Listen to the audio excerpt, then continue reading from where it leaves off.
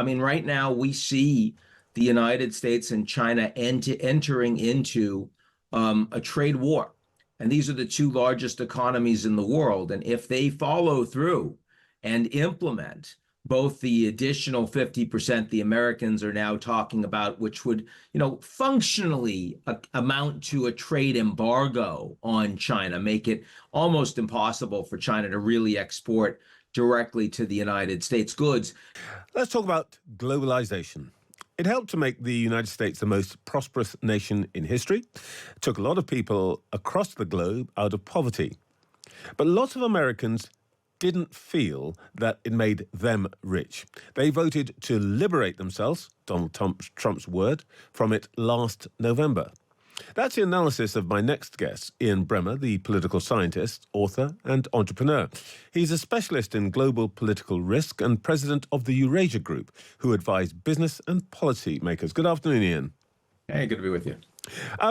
When we say globalization, what in your book does that constitute?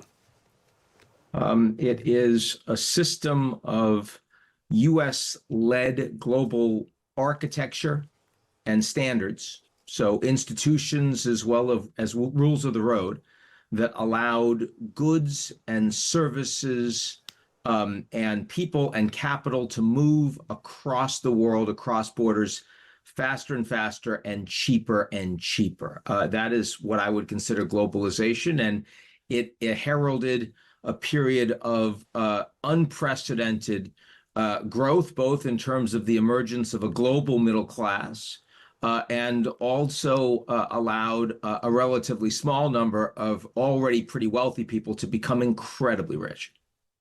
This is very interesting. And I note in your definition, you include the term US-led, though, of course, central to globalization, as I understand it, are multilateral institutions like the International Monetary Fund, World Trade Organization, and so on and so forth. Is globalization possible without the United States at the heart of it? I think that globalization is not only possible, but it's been existing without the United States leading it over the last 10 plus years. But it may not be possible with the United States trying to actively destroy it. And that is, of course, what we are now facing, everyone around the world, especially since so-called Liberation Day on April 2nd. I did mention U.S.-led because the institutions you just mentioned, the Bretton Woods institutions that were created by the United States after World War II, were created in America's image. They had American preferences, they had American values. They were, the most important countries, in addition to the U.S., were American allies, right? And so the fact that the United States has increasingly said, we don't think we benefit from our own previous global order, and now we're prepared to tear it down, take it apart, in lieu of what you'd call the law of the jungle, where wealthy and powerful countries do what they want, and poor and weak countries suffer what they must. That is basically what this second-term Trump administration is saying, and very different from Trump 1.0 back in 2017. To be fair, I mean, Trump is not the first person to have a go at this. I seem to remember there were several decades during which France essentially resisted, never mind globalization, resisted anything that involved the Brits.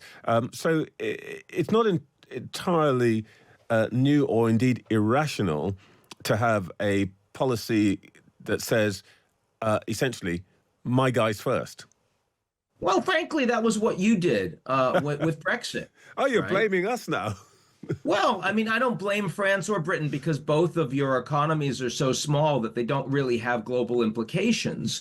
But I do think that they were precedents, that, canaries in the coal mine that should have told people that more of this was coming. In some ways, the French and the Brits have been ahead of the United States, certainly in terms of the way that migration was driving a sharp reaction in favor of harder right policies that then became embraced by pretty much the entire political spectrum. The Americans are behind the Europeans on that. The Americans are ahead of the Europeans in trying to unwind a global system of economic integration. The French and the Brits haven't really tried to do that. Of course, at the center of everybody's puzzle at the moment is not just exactly what's in Donald Trump's mind, which is a whole murky landscape, but actually what is possible.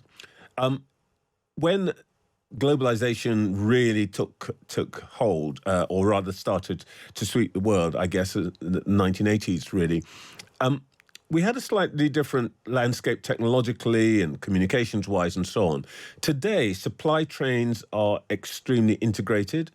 The extent to which economies depend on what happens abroad in some other place than their own territory is much, much stronger. Is it actually conceivable that globalization could be reversed?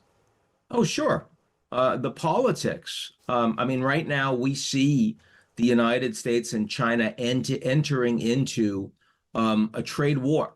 And these are the two largest economies in the world. And if they follow through and implement both the additional 50% the Americans are now talking about, which would, functionally amount to a trade embargo on China, make it almost impossible for China to really export directly to the United States goods. Now, keep in mind, the United States is much less impacted by that because America's running a major surplus with the Chinese on services. Now, China hasn't talked about trade and services so far, but if they were going to hit back by putting fees on financial services, accounting services, other such things, that would have an enormous impact on the U.S. The knock-on impact of all of this would be global. And yes, it would absolutely start to unwind globalization. It would mean that, the idea of having factories in where you have the cheapest labor and having companies that can provide services where you have the biggest local opportunities for a global market, you just wouldn't do that anymore. You'd go regional and you'd go local depending on the size of the market. Much more costly, but much less politically risky in this kind of an environment. But in a way, the point is, all of that is correct, I think.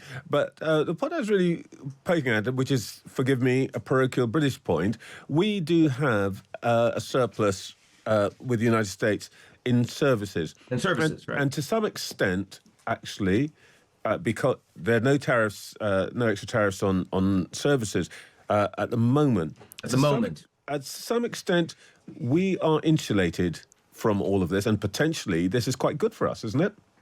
Well, no, it means that you're not being hit as hard. It's also good for you that in the sense that you're not in the EU anymore, so you're not getting hit with a higher level of tariff than the Europeans are, and you have more capacity to cut a deal with the Americans. Now, you could say, well, thank God for Brexit, because otherwise we'd be in bigger trouble. But of course, your economy would have done much better over the last decade if you hadn't actually done that significant own goal, in my view, economically. Now, same thing is true today, looking at these tariffs. The U.S. is likely to be in a recession right now.